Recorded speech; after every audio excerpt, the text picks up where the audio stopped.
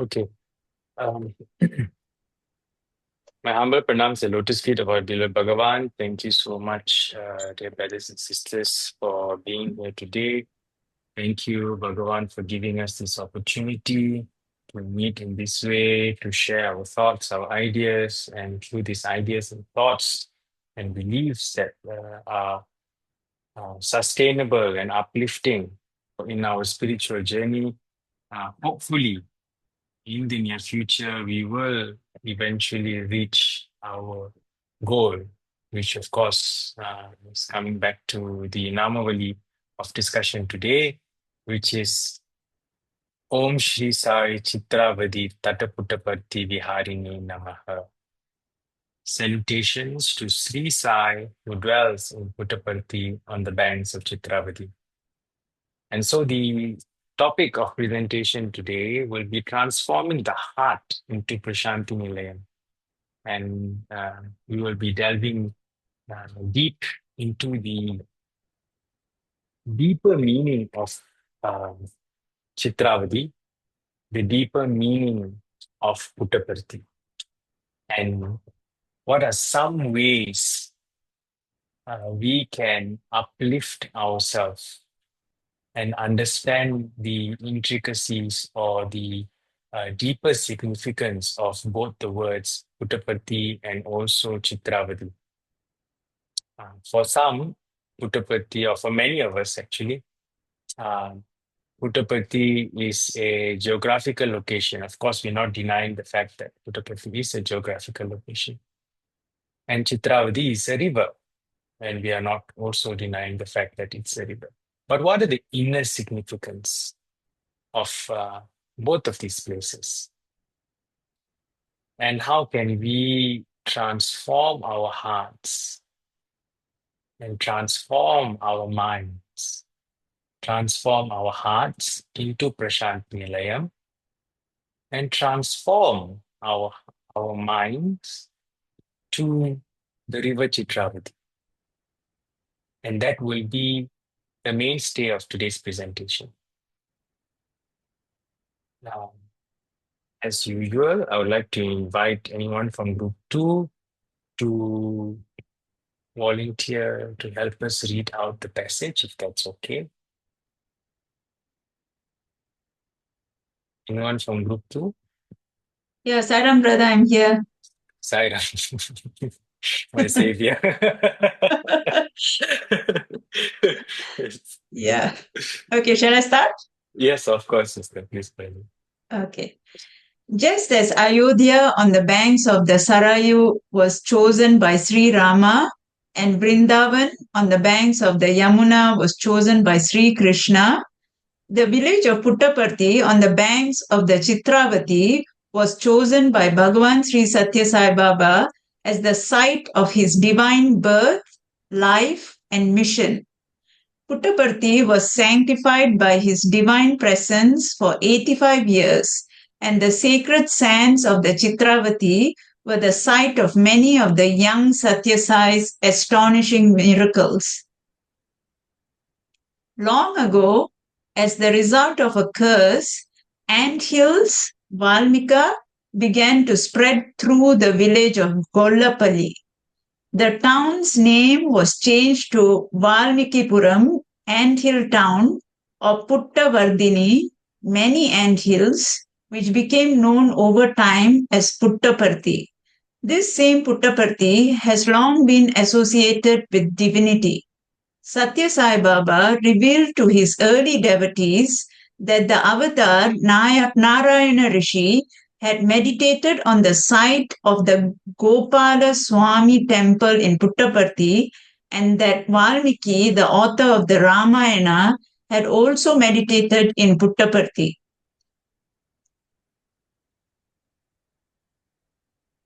While inaugurating Prasanthi Nilayam on his birthday in 1950, Swami said, the auspicious word Puttaparthi can be split into two words, that is, Puttu, birth, life, and Parthi, not having, devoid of change. Those who reside here in Prasanthi Nilayam and practice meditation, bhajan, and other spiritual activities will have no more births. The Valley of Peace. Number 7, page number 7. Sri N. Kasturi said that Puttaparthi also represents our body. The sacred river Chitravati, also known as Devakanya, the divine maiden, represents Chittavahini, the mind stream. When our mind is always concentrated on Swami and directed to Him, our thoughts will also become sacred.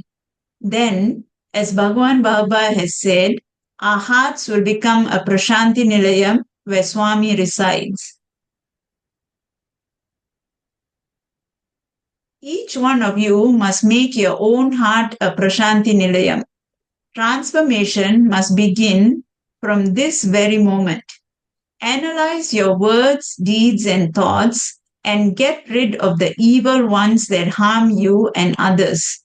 Cultivate fortitude, sahana, firm peace, shanti, and speaking the truth, satya. Presently, your mind flutters and squats on all and sundry objects in the universe. It refuses to stay only on one idea, God. Like the fly that sits on the fan foul, denies itself the opportunity of sitting on a hot cinder, your mind too flees from all thoughts of God. The fly will be destroyed when it sits on fire. So too, your mind will be destroyed when it dwells on God. Desires cease when God seizes the mind. In fact, since desire is the very stuff of which the mind is made, it becomes non-existent and you are free. Sri Satya Sai Baba, September 26, 1965. Self-reflection questions. Number 1. How can you ensure your mind continues to dwell on God instead of worldly matters? Number 2. What are 3 practical ways you can transform your heart into a Prasanthi Nilayam? Number 3. How would your life change if your heart were transformed into a Prasanthi Nilayam as Swami has asked? Thank you, Sairam, brother. Saira, thank you, Sister Shamini. Thank you so much. Okay. So we have a wonderful passage that Sister Shamini has read for us, and we have 3 thought-provoking, self-reflective questions. How can you ensure your mind continues to dwell on God instead of worldly matters? What are 3 practical ways you can transform your heart into Prasanthi Nilayam? And how would your life change if your heart were transformed into Prasanthi Nilayam as Swami has asked? So these are the 3 reflective questions, which our group members have answered in our past week satsang. But just before we start, okay, we in our passage earlier, we understood that just as Ayodhya um, is on the Sarayu and Vrindavan is on the Yamuna, Puttaparthi was chosen by Satya Sai Baba. It seems to be, or the pattern seems to be that all these cities or the sacred geographies that are found by avatars happen to be blessed by a river, or I'm not sure whether the river is blessed by the geography or either one. But either ways, but it happens to be alongside a river, just as Ayodhya by Sri Rama, the river Sarayu, and the second picture here, Yamuna, Vrindavan by Sri Krishna, and also Puttaparthi, where we have the river Chitravati was chosen by Satya Sai Baba. And Bhagavan has sanctified this area by his divine presence for throughout his mortal coil while he was living in his physical form. Sorry. So the question here is geography is not just physical. it is a spiritual landscape. And it is a very important question because all of us in our minds, um, we tend to associate or limit Swami to one particular geography. And when that limitation happens, we are also confining the expansion of Bhagavan to one particular place. Of course, there's pros and cons of this idea where one place is the headquarters and the other place moving forward. But there can also be another part of this, right? Which is the not physical or the non-physical part of the sacred geography. So I would like to ask each and every one of you here, do you have a physical place where you feel unparalleled peace? One place where you can go in your day-to-day activity or in your life or in wherever you live right now, that when you go into that physical space, you feel peaceful. Anyone would like to share?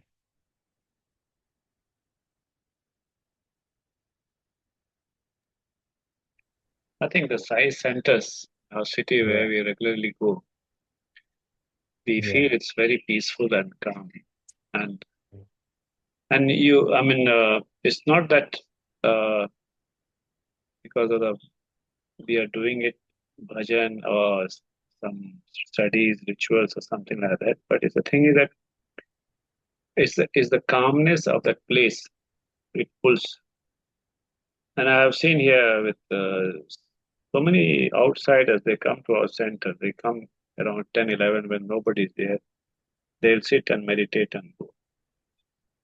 So I think there is some pull of that place, which with its serenity or with the vibrations, it pulls people to get their raving mind, moving mind, a peaceful place to rest.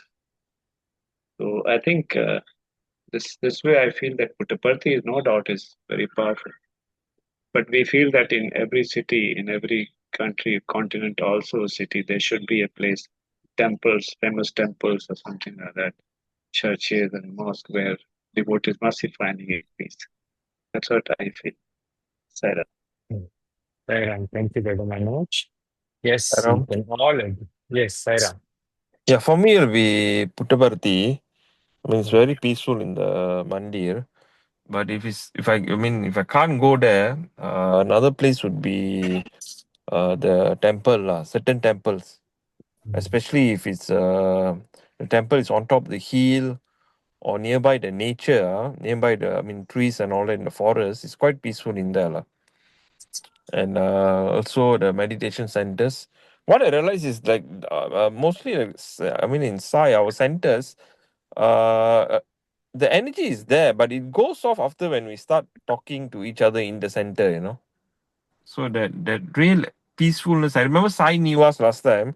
We were told not to speak inside the mandir at all, and I can remember the energy inside the mandir was very very peaceful because no one was allowed to talk to each other. Only go there to sing inside to sing bhajans and prayers. So Sairam, Sairam, I think thank it's you. our heart inside our Thank heart. you. Yes, so like Thank you. more peaceful place. Sai. Thank you, sister. Yeah, yeah, you're right. Sai- So, yes, Sairam, Sairam, probably, Madhubali. uh, probably it's because of long ago, very long ago, Saint Mm, Vyasa and Saint Valmiki meditated at Puttaparthi, mhm, and that place is a bit sanctified, and the mhm. peace and love is still going on that area. Yeah, Probably. thank Sairam. you, very good. Sairam, Sairam. So it's wonderful sharing. Thank you, everyone, for sharing your insights and thoughts. Yes, Puttaparthi is a wonderful place, and we feel unparalleled peace. But at the same time, uh, we we have to also understand, or maybe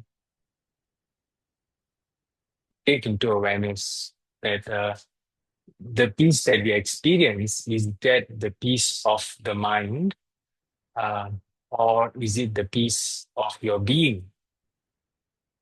Because of the peace of the mind, yes, it is influenced by the geographies wherever you are, the physical spaces that you belong to or you go to. Yes, the mind is more peaceful, and then you experience peace. Uh, but the peace of the being, your true self, right now, right here, in this moment, do you need to be anywhere else but here to experience the peace of the being? And that is a question that we should all ask ourselves, because spirituality is always coming back, is always an introspection of moving inwards, going into yourself, rather than being conditioned by the external environment. External environment is important, of course. We're not denying the fact that external environment is important for facilitating your inward journey. But your inward journey happens where you are right now, in this moment. If you are in Thailand, your inward journey starts is in Thailand, in your house. If it's in Malaysia, it's in Malaysia. If it's in Singapore, it's in Singapore. So spirituality is pushing you to move within yourself.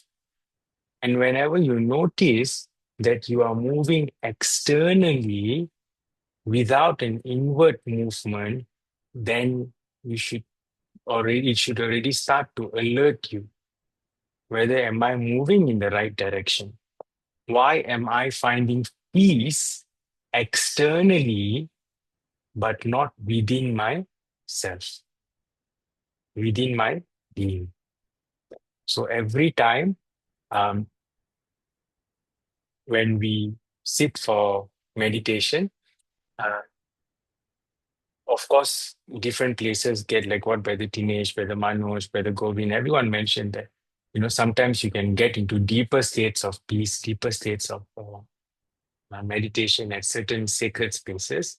But at the same time, when you do that meditation in those sacred spaces, where do you go to? Where do you get deeper? You're getting deeper within yourself. And that same self, which is there in Puttaparthi, in the ashram, in the mandir, is also here right now in Malaysia, in Seremban or in Kuala Lumpur, or wherever you're living in Sri Lanka.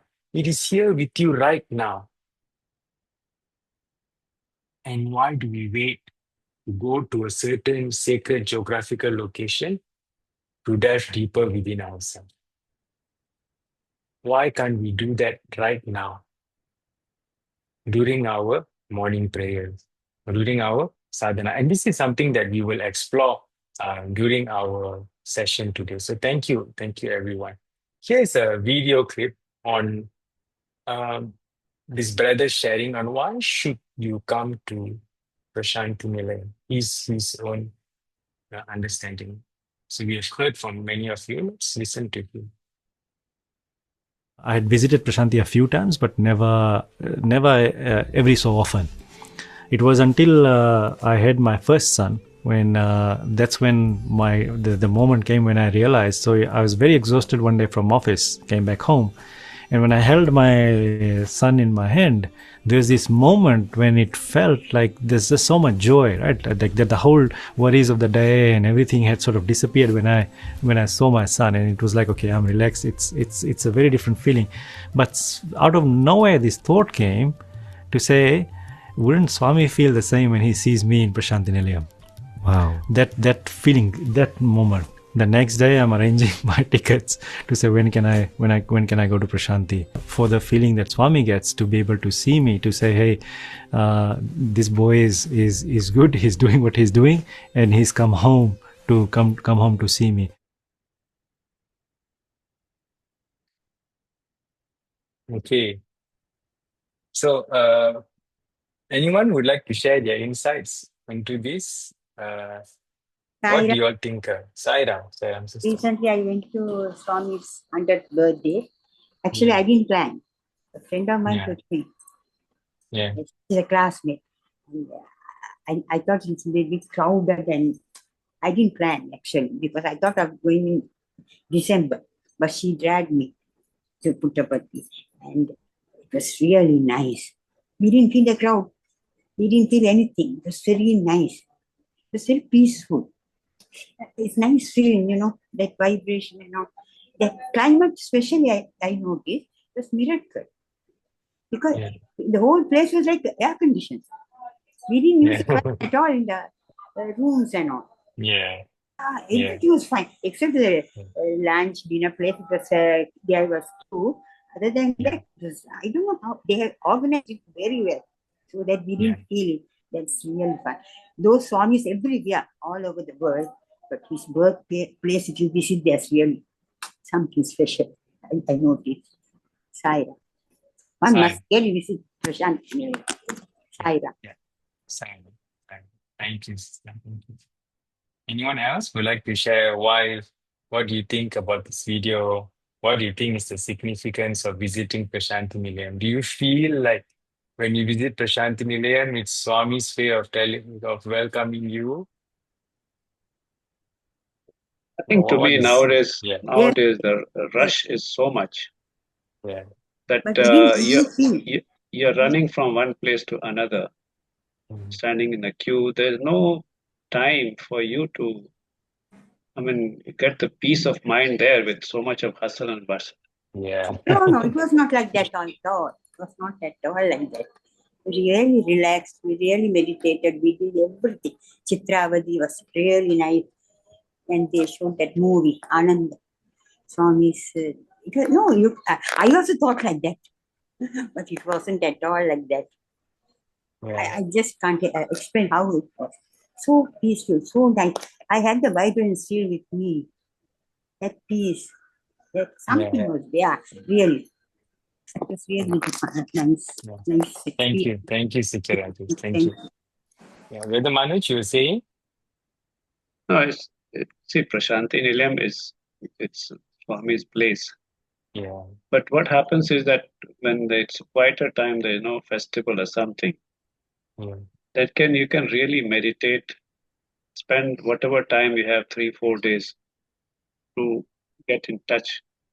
But on the festivals with a lot of sound, noise, rush, and you have to have food and all those things. I think it is more of a going like a enjoying the festival than yeah. really connecting to Swami. That's what Yeah. I feel it is. Yeah. Thank you, Veda Manoj. So we have varying thoughts on how or why when we should visit Prasanthi Nilayam. But this reminds me of a sharing by Brother Billy's wife, Sister Veron. So Sister Veron, she shared with me once that last time before she chanted Rudram, and so she's an avid chanter and she chants Rudram quite regularly, and she goes to Prashanti with a group of chanters, and she's been chanting for quite some time, preparing for the uh, Rudra Mahayatnas and all of the other festivities which require chanting. And so uh, once she told me during one of our meditation retreats that the more she practiced Rudram and the more she started to chant, and the more she soaked her mind in the divine essence, uh, the better the more augmented or enhanced her experience was in Prashanti Nilayam. And this can also be supported by the priest who performed the Rudra Abhishekam in one of the famous temples in India. When he came and performed the Rudra Abhishekam in Prashanti Nilayam, he said the bliss that he got from performing the Rudrabhishekam in Prasanthi Nilayam is similar, or if not even more, than the bliss that he gets performing the Rudrabhishekam in the Shivan temple, the very infamous Shivan temple in India. So the one part of it is, of course, our own the sacred geographical location where it is. But the other part of it is also how we keep our minds. You see, there are many experiences that we hear during our satsangs in our YouTube and even in our centers. You hear many experiences, but at the same time, you will hear experiences from people who say, the first time I saw Swami, I didn't feel like any jolt in the back of my mind, in the back of my spine, or didn't feel any kundalini rising. I didn't, Swami. We have devotees who are willing to sacrifice their life. Tell you that when Swami put his foot on my back, I didn't feel anything special about it. I felt that Bhagwan is putting his foot, but I didn't feel just like some people explain. Oh, I feel like I've been lifted up, and this thing happened, that thing happened. I didn't feel anything like that. But the other person who has not got that experience, who has not been touched by Swami, he feels so much of ecstasy, so much of joy just by the mere glimpse of Bhagavan. So why there is this difference in experience? And then we come to our minds, which is Chitravati. Swami says Chitravati is known as Chittavahini. Chittavahini means the mind stream. And Bhagavan says in the passage, right? And he says very clearly that when the mind stream is concentrated on God, thoughts become sacred. The Upanishads also compare the mind to a river that must merge into the ocean. And if the river stays stagnant, it becomes foul, and it flows. And if it flows to God, it becomes sacred. So how can we change this river or our mind? We are using this analogy of river here as our mind. How can we transform our minds into Chitravadis, into not the foul-smelling one? The sister mentioned the other day, just now, that during the 100th birthday, the river of Chitravati is so clean and so beautiful. But to be honest, some of the times you will see pigs and everything, and beside the river, and it's not a very pleasant sight as well. There has been time, and I am not going to lie and say that it was so beautiful or anything like that, because there were pigs with big, huge family of pigs just rampaging the garbage and all of things like that. So during the 100th birthday, they must have cleaned the entire place, and the entire place looks so beautiful right now. Yes, So yes.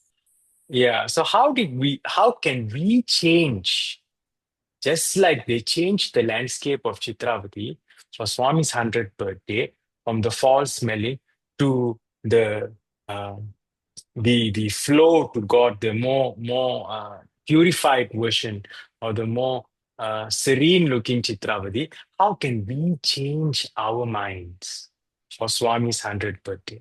And that would be the biggest and the greatest sacrifice and the greatest seva and service we can offer for Bhagavan. That is the greatest service and seva we can offer. If we can transform our mind and elevate our mind to the Chitravadi or the Chittavahini, which is serene, which flows in one direction to Bhagavan, our hearts will automatically transform to Prasanthi Nilayam. And that is the essence of the Namavalli Om Sri Sai Chitravadi Tattaputtaparthi Viharini Namaha. And so, if we look at the mind stream itself, right,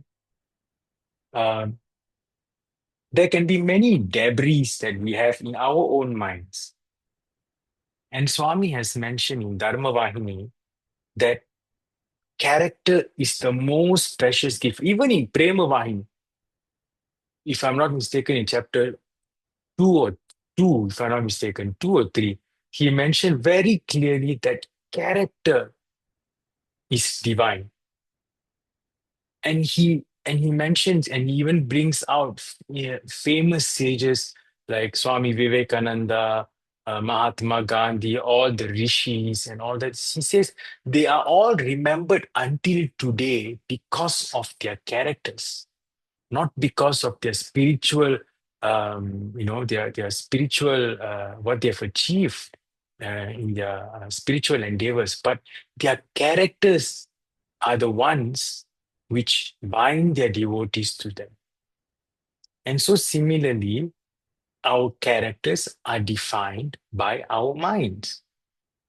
And so the first step of building this character is letting go of the negative values that we have been holding on to. So in the Puranas, there is this story of the Samudra Mandal, or the churning of the oceans between the Pandavas and also the other, sorry, not the Pandavas, sorry, the Devas and demons, Asuras. yeah, Devas and Asuras, yeah, the demons and also the gods, yeah.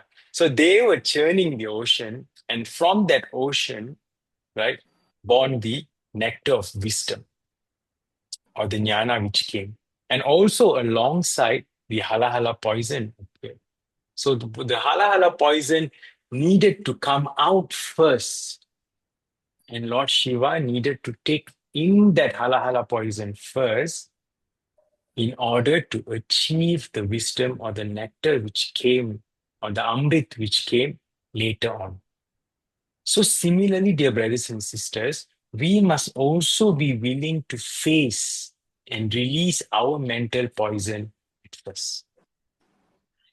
And so for this session, we are going to do a short sitting practice. It will take about less than 5 minutes. Okay. So the invitation now is to find a comfortable position wherever you are in your house. Ensure that your environment is quiet.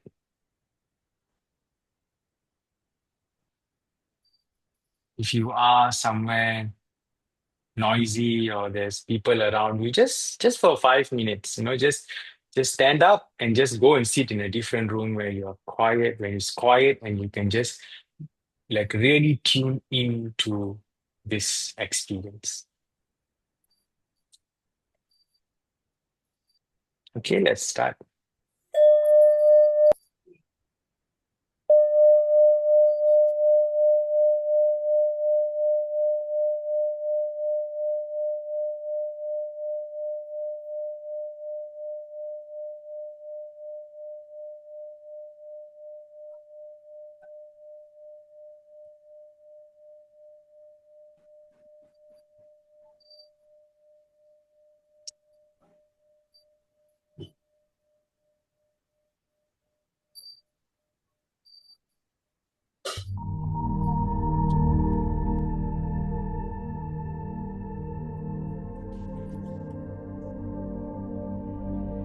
Sairam, and welcome everyone to this short reflective session.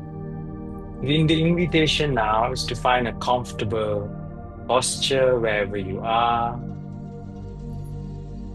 If you happen to be seated on a chair, ensure that your feet are deeply rooted to the ground beneath you. Spine upright, but not stiff. Relaxing your shoulder muscles, facial muscles.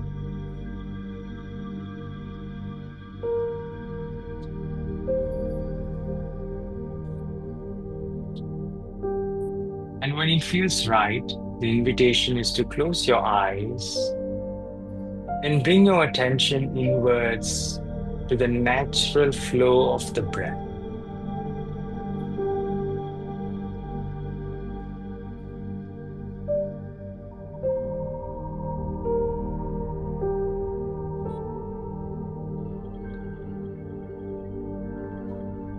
don't have to control the breath in any ways, just relaxing and being with the natural flow of the breath. And from time to time, you may notice that your mind has gotten into thinking. And if that happens, it's completely fine. Just ignore the thoughts and come back to the breath. And now, the invitation is to visualize sitting by a river, a beautiful river, preferably the Chitravati if that comes to your mind, if not any river.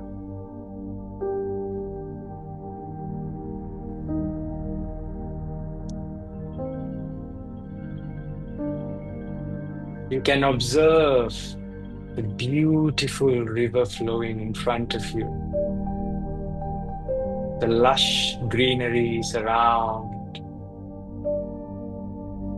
the sound of the river flowing.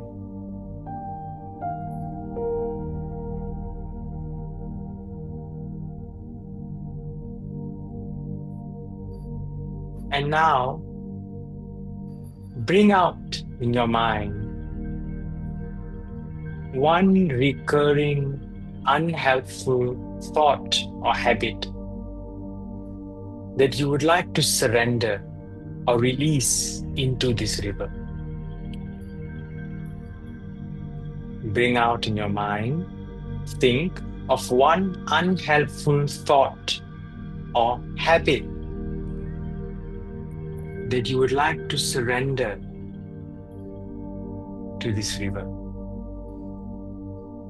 and release it. It can be worries, any desire, attachments, or recurring worldly thoughts.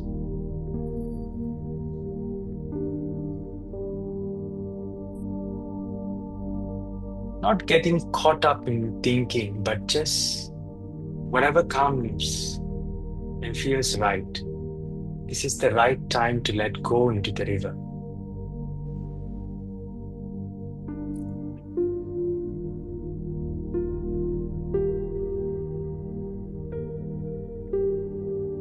And silently pray in your heart and express your gratitude to dear beloved Bhagavan for taking in this desire or attachment from you.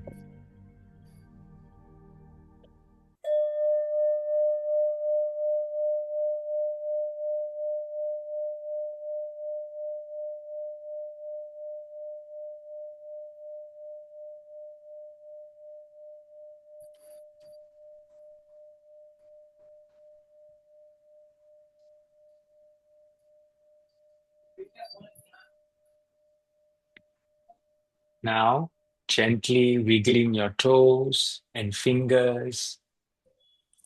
And when it feels right, you may choose to open your eyes. Okay. So may I invite one or two person to share this experience? What was the unhelpful thought that you let go into the river or you released into the river today?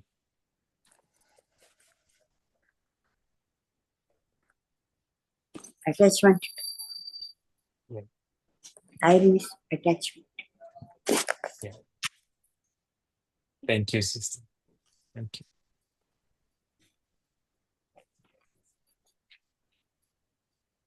You can understand, it can be a bit personal. So I will move on to the next slide. But I'm hoping you all had a one-to-one time in this visualization to release and let go of that worldly thought or attachment or worries or desires which has been an obstacle in your spiritual progress. Yes. Okay, thank you. Let's move on. So we move on to our first reflective question. how can you ensure your mind continues to dwell on God instead of worldly matters? And so, Brother Vincent, are you here, brother?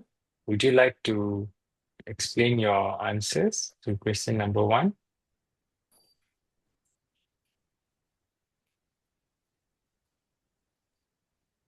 Yeah, brother. Okay. So this is your answer. Uh,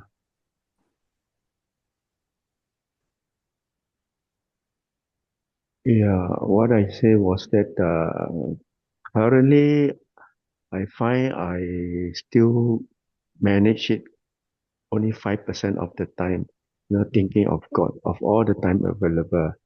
So whenever I aware, then I sort of chant names of God Mhm. uh, and to remember God. So that is currently what I felt lah. I still very far away lah. Yeah. Okay. Thank you, brother. Thank you, Brother Vincent. And it's normal for us to think that we are actually far away, but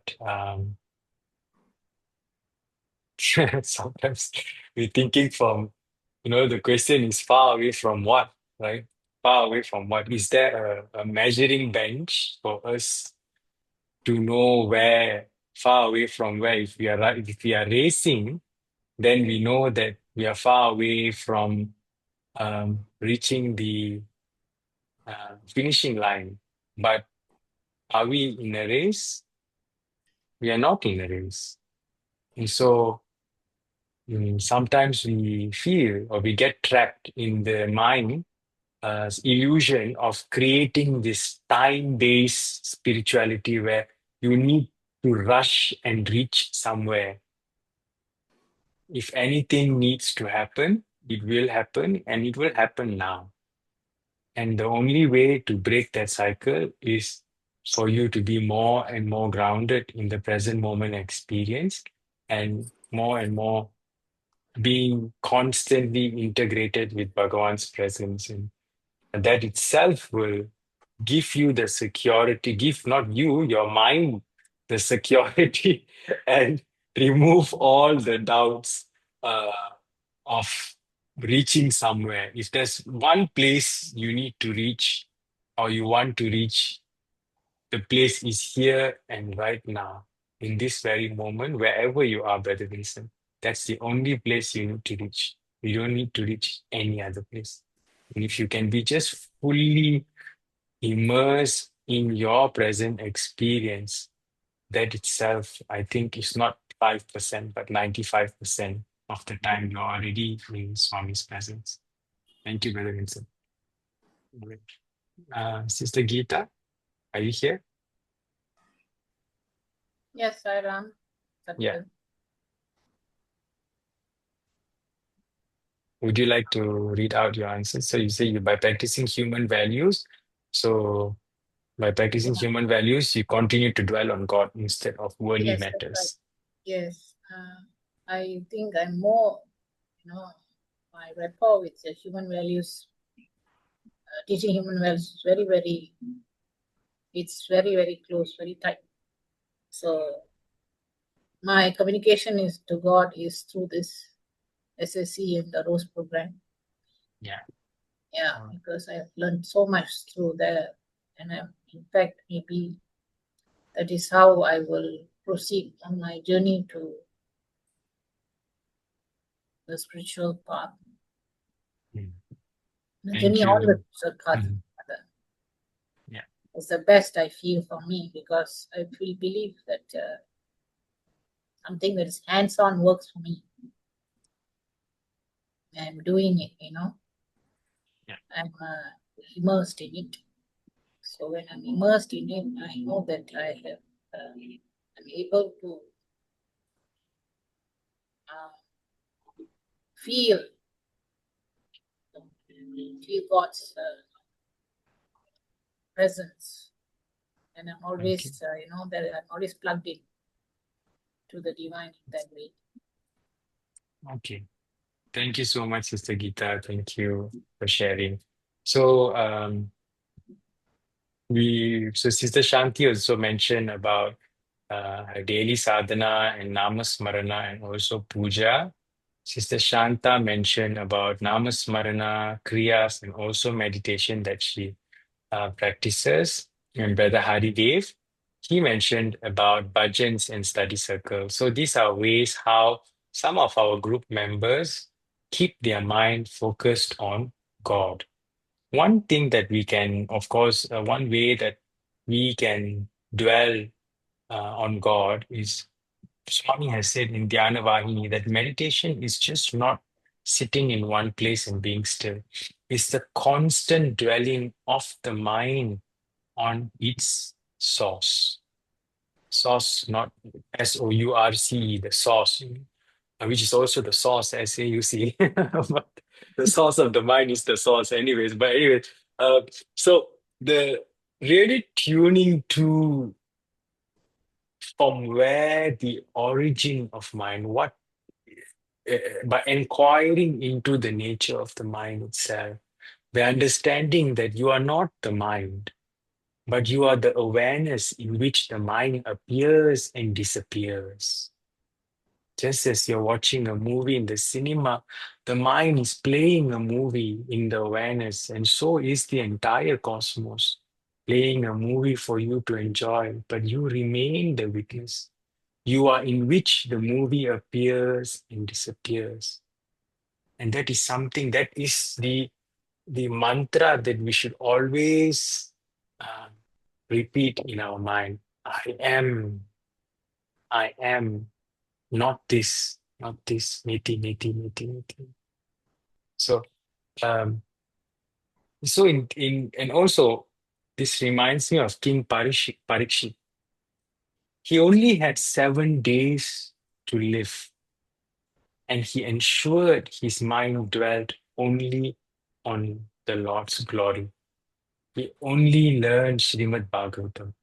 He went to a guru, he learned Srimad Bhagavatam. So we too must live in that urgency, that sacred urgency for us to purify the mind. But at the same time, we must understand also in a deeper sense, there is no need to rush to an extent that it creates so much of anxiety in the mind that we cannot even relax. And that is what which causes a lot of the anxiety related disorders. These are all this spiritual anxiety, we say. Spiritual anxiety meaning when I'm going to reach self-realization, I am going to reach self-realization. Why am I not reaching self-realization already? But Vedanta says, Vedanta says very clearly, you are already realized. It's just that you have forgotten that you have realized. You are already realized.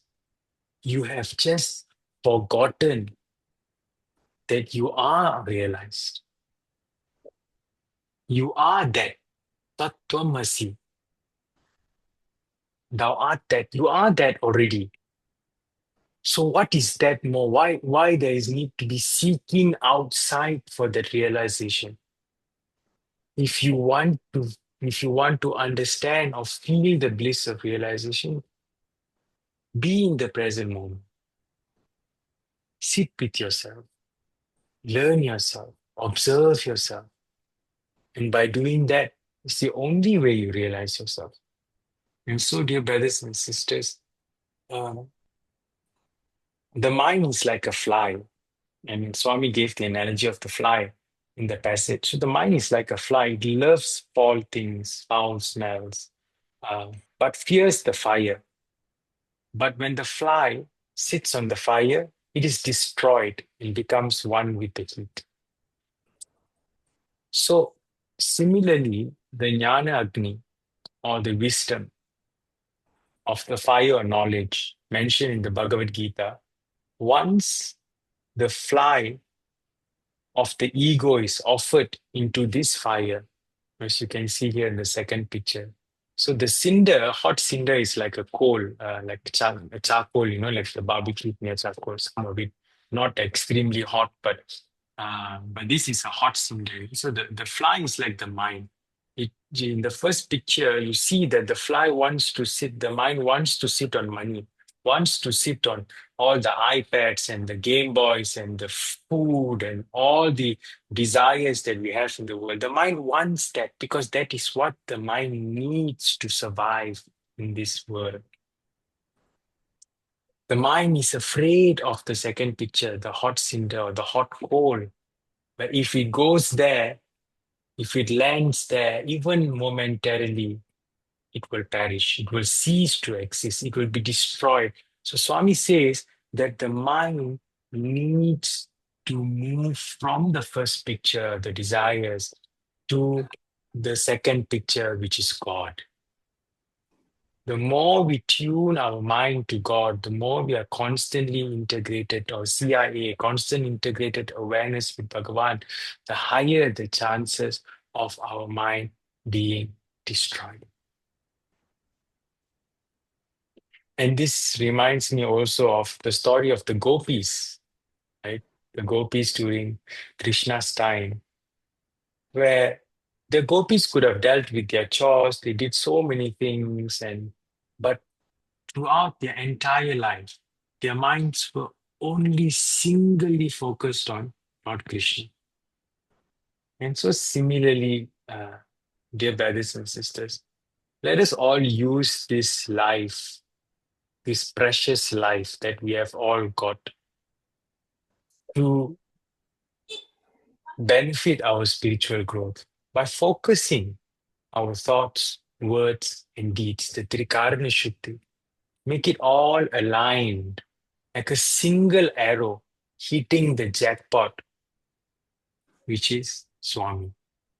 And every time, whenever your thought wanders into something, it's okay if the thought wanders. That is the nature of the mind. The fly wanders. The fly moves from the money to the food to the pile of rubbish. So it moves from one thing to another. That is the nature of the fly. But we are the awareness in which the fly appears and disappears. So we still can control or allow the fly to be focused and fixed on the God, on God itself. And so this brings me to the famous saying Bhagavan says, start early, drive slowly, reach safety. The urgency for self-transformation. Transformation must begin from this very moment. We cannot wait for a better time to manage our minds. This is the right time. This is the right time to change our mind into Chitravadis. Sometimes we tend to feel like, oh, I'm not going to make it anyways because I see, oh, this brother knows this brother, this sister knows that, this. And we feel so inferior. We don't feel like we are up to that level. But in spirituality, to be honest, there are no levels. There are no levels at all. Bhagavan himself says, you and I are one. He has realized himself, and we have not. And so that is why we are still seeking. And he is here to guide us and to grant us that realization. And so, since Swami is already here in our presence, in this life, in our homes, in our heart, why don't we take this opportunity, grab this opportunity, and start early, start right now. No need to rush through, no need to go 160 miles per hour or something like that, and then overtake this car, overtake that car. No need. Swami says, drive slowly, start early, drive slowly, and reach your destination safely. What's the destination, dear brothers and sisters? Transformation of the hearts into Prasanthi Nilayam, transformation of the minds into Chitravati. And so, the question that I would like to ask each and everyone, if you hear, is Identify one worldly matter or your fly or mind fly that tended to sit on today. Today, just a short reflection in your day. And what is one small spiritual thought you can replace it with right now? Okay? Don't worry, we won't ask anyone to share unless you want to share yourself. But the question here is for all of you to reflect throughout your day, from the time you woke up. What is one worldly matter or the which your fly or the mind fly tended to? And how can you replace that with a spiritual thought?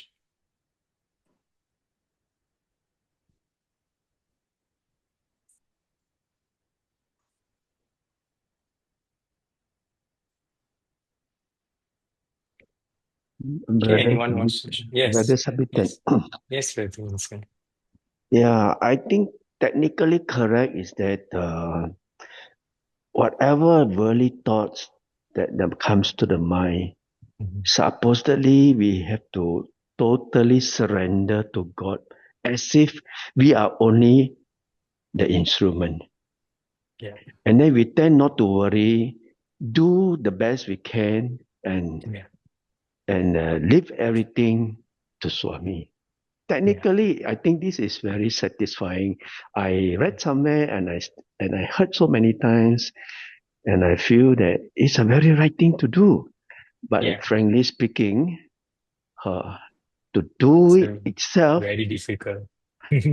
being aware and do it, Yeah, is something that is something that it touch and go kind of thing.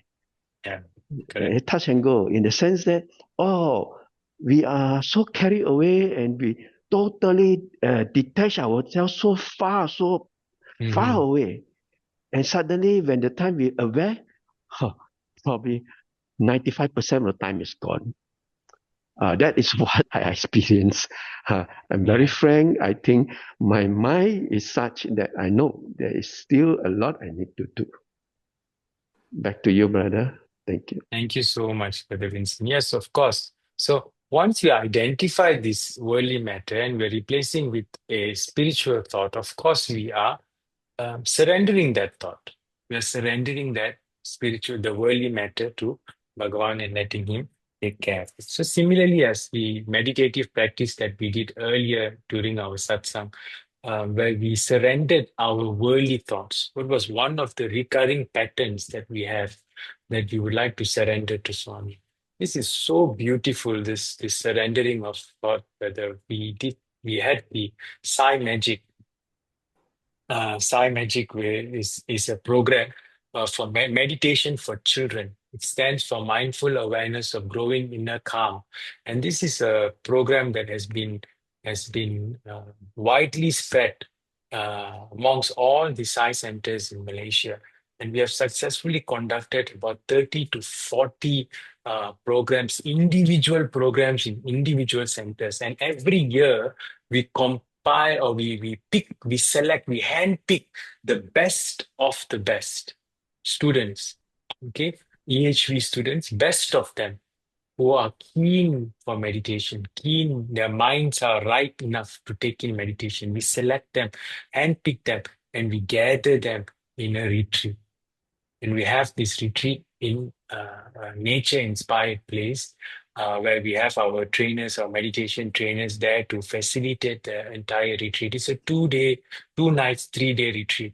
And during this period, we will have many activities. And one of the activities where the students or the EHV students really love is the campfire activity. In the campfire activity, what we encourage all the children to do, the practice that they undertake is that they write down their greatest fear and worry. They write down their greatest fear and worry. Nowadays, dear brothers and sisters, we have an increasing number of children with anxiety disorders, with depression, and so many mental health related issues because they have hawked on and they've given attention to one worry or one thought which cannot be surrendered out of their mind.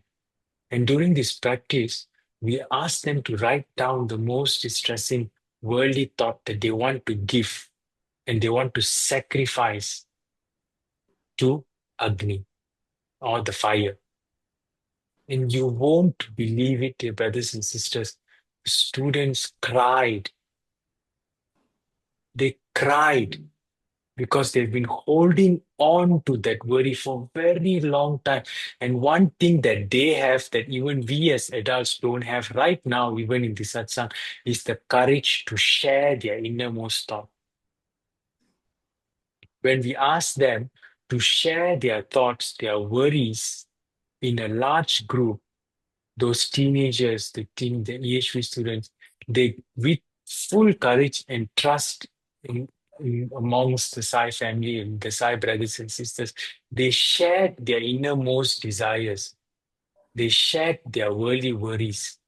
And in front of everyone, they sacrificed that worry into the fire and they prayed to Swami to completely take over that worry.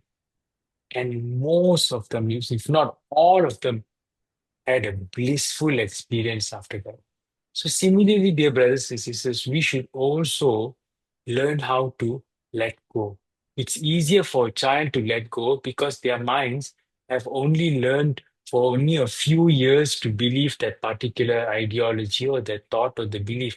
But it is more difficult for us to let go because our minds have been soaked for 40, 50 years in that very belief which has been unhelpful for us. And to a certain extent, that unhelpful belief has also woven into forming our characters. And so it feels like, this is me lah, this is me. Some people say, this is me, this is who I am. Why I need to care about them? This is who I am. Why I need to respect them? This is my life. You respect me. So they have no insight onto the unhelpful characters that their minds have taken up because they have chosen to soak their mind in that form of negativity. And they think it's right. They think it's right. That's the best. They have no awareness at all. Their character is actually hurting people around them. But at the same time, there's also an opportunity to learn. And through our partners or our spouse or our family members or our siblings, that through conflicts that takes place in the family, then the opportunity comes for us to learn, to introspect. Swami says, never, the first spiritual pursuit of every spiritual aspirant is to find your own mistake, not other people's mistake. And so when a conflict takes place in our family, amongst our family, between you and your spouse, your partner, your family members, anyone, the first question you should ask is, how can I improve? Not blame it on them and say, it's because of you, that's why I'm like this. That's more easier to do, right? Blaming somebody is, of course, easier. The pen drops down. Ayo, Swami, how come you didn't even tell me? It's easier to blame, but that's not the way. And spirituality is always introspection, moving inwards, meaning to say, going through your own habitual patterns. And if you have found a partner who is willing to go through this with you, a life partner, a spiritual partner, or anyone for that matter, or family members who's willing to go through this with you, then you should be extremely grateful to Bhagavan for giving you someone who's willing to help you change, help you transform your mind. And so similarly, now we move to the second question. What are the three practical ways you can transform your hearts into Prasanthi Nilayam? So now we'd like to invite Sister Shanti. So Brother Vincent says he sees Swami in interactions, Namasmarana, and also service to mankind. Sister Geeta says always engaging in Swami's work, involved in human values and meditation and prayer. Can we have Sister Shanti? Sister, are you here? Sister Shanti Naga, are you here? Okay. So Sister Shanti said, be aware of Bhagavan's omnipresence and meditation and always read Sai literature. So these are the practical ways how she actually connects to Bhagavan. Sister Shanta, are you here, Sister? Sai Ram, yes, Sa- brother. Yes, Sister. Can you explain your answer and reflective question too? Yes, always feel Swami's presence. That is the most important thing. So I try always to keep him in mind. And also to keep my thoughts, words, and deeds pure as far as possible. Okay. Thank you so much, Sister Shanta. So she mentioned thought, words, and deeds, right? The Trikarna Shuddhi. And Brother Haridev, are you here, Brother Sairam? Okay. So Brother Haridev mentioned seva, to help others, to help ever, harm never. So from our discussion in our group, we have realized there are three practical ways on how we can transform our minds to Chitravadi and transform our hearts to Prasanthi Nilayam. And the first practical way is the triple purity, which is the thought, words, and deeds. Every day we are given opportunity to analyze our thoughts, words, and deeds. And this, Swami says that unity of the head, heart, and hand, the three H's, is the mark of a true human being. And even in the Puranas, we all know of King Harishchandra, who is a Puranic ideal. He sacrificed everything in his kingdom and family just to ensure his words and deeds never betrayed the truth. So similarly, dear brothers and sisters, every day we are brought or we are given an opportunity comes in our experience to lie, to be unkind, to be untruthful, to hurt someone else, to not think before we speak. And so the opportunity now, or the invitation now, is to perhaps take a step back before speaking. Is there a possibility where we can stop, we can look, and we can listen and ask this question? Is this true, what I'm saying? Is it kind, what I'm saying right now? Is it necessary, what is coming out from my mouth? These three basic questions, if you can ask yourself before saying something out of your mouth, or you can filter, then I think this is a wonderful way for us to purify our thought, words, and just by asking this, applying these three filters. Is it true what I'm saying? Is it kind? Am I not hurting anyone? Am I hurting someone by saying this? Is it necessary to say this right now? Okay. So then we move to the second practical way, which is cultivating virtues. And Swami mentioned, right, that fortitude, sahana, shanti or peace, or satya, truth, are the cornerstones of this. Swami defines shanti not as the absence of noise, but the presence of God in the heart. So, dear brothers and sisters, which of these, I mean, as Brother Vincent mentioned earlier, that sahana or fortitude, firm peace, or shanti or truth, satya, these can all be very easy or intellectually comprehensible and how we can understand this, but they can be very challenging to practice in life.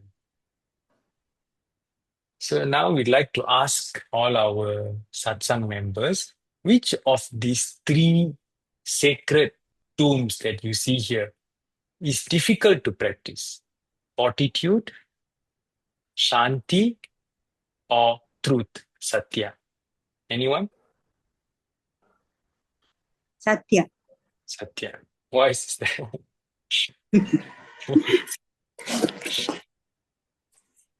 Sometimes when you talk the truth, if they hurt somebody, Yeah. and the things may become worse, Yes. so better to be in peace. Firm peace is better than talking the truth. Yeah. If it, Swami also said, if it, when you don't have to tell the truth, if it really brings some difficult to others. Yeah.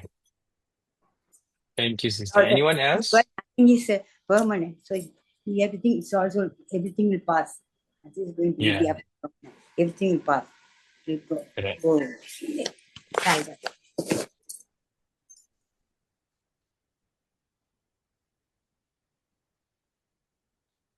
Anyone else would like to share which of these three virtues you think is the most challenging for you to practice in your life?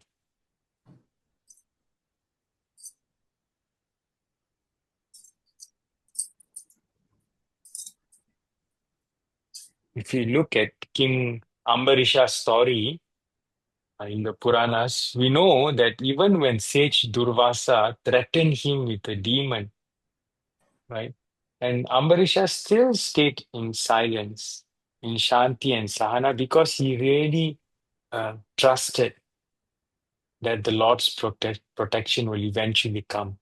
So similarly, we are all put in situations in our life that we might want to act immediately. And as Brother Vincent mentioned, surrender is, we want to do that optimally. We want to surrender to God that protection will come. But sometimes it's just very difficult to do that. But Bhagavan is so beautiful in his ways that he plans things so immaculately uh, to an extent that he puts you in a situation where you are really stuck. There's no way, there's no any way, no possible way for you to, in your human mind, to solve that problem. You cannot even think at that particular time, no matter what, whomever you are at that particular time, you cannot think because your mind is just blocked at that particular period of time. And at that point of time, the mind has nowhere else to go. The fly has nowhere else to go but to the hot cinder. And when the fly goes there, when your mind goes there, and Om Shri Sai Ram, or you chant Bhagavan's name, the help will automatically come to elevate your suffering. And so these are some ways how we can also sanctify our self. So the first practical way is analyzing our thought, words, and deeds by asking these questions. Is it true? Is it kind? Is it necessary? These are the three filters.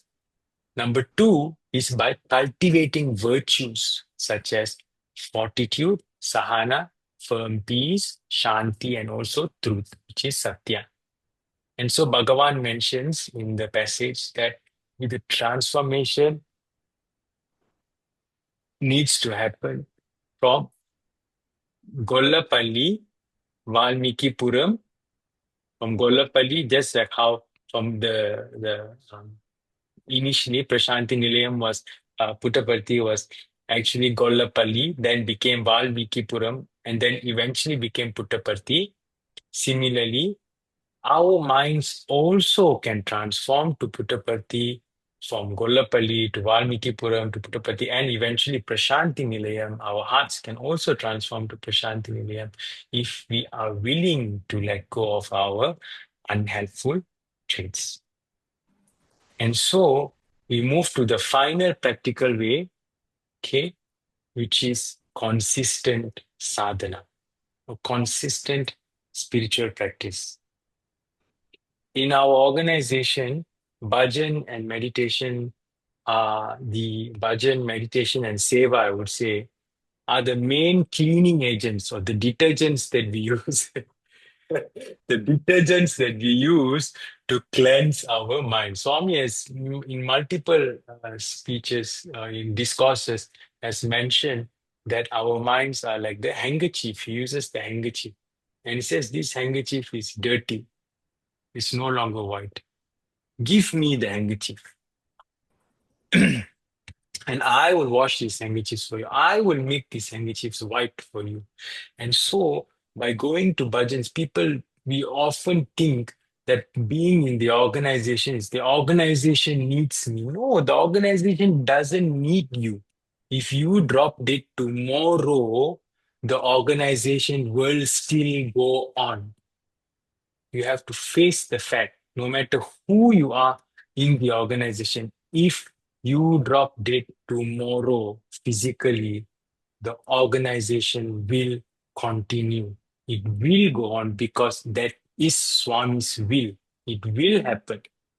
It will flourish. So, whatever attachment you have with the organization, it is your own false illusion that you have created in your own minds. So of course, we want to be grateful that Bhagavan has given us an opportunity, and through that opportunity comes responsibility, and through responsibilities, we carry out action, words, and deeds. We say things and we come up with programs. That is all wonderful. But be very, very mindful not to be attached to any of it. You go, you do till the best. Make sure that every single program is an offering, is a sacrifice, is infused with love, and you're surrendering it to the lotus feet of Bhagavan. And so, dear brothers and sisters, we have come to the end of the first part of our presentation today. So let me just quickly summarize these three practical ways of the triple purity. The first practical way is analyze your thought, words, and deeds by asking these questions. Is it true what I'm saying? Is it kind or is it necessary? Think before you speak. The second is cultivating sacred values or virtues such as fortitude, sahana, peace, shanti, and truth, satya. And finally, having a consistent sadhana, practice of meditation, bhajans, service, and other spiritual activities. This will ensure that the mind dwells in God. And with this, thank you so much. We will continue our satsang next Tuesday. Saram, Brother Billy.